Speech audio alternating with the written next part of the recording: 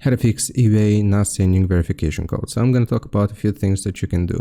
The first thing that I suggest doing is checking your internet connection.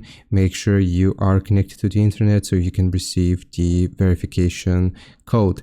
Now, if it still doesn't work, the second thing that I suggest doing is when you are checking your email address, make sure that you check the spam and junk folder. So the email may have gone there. So make sure you check the spam and junk folders in your email address to receive the eBay code.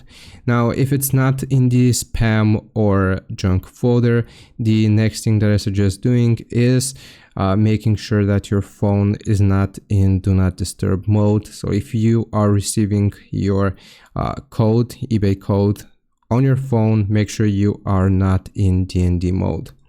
And the last thing that I can suggest doing, if you still haven't received your eBay verification code, is simply choosing another method. So if you're receiving it by email, you want to choose the other option, which is phone. And if you're receiving it on your phone, then choose email, and that should fix the issue.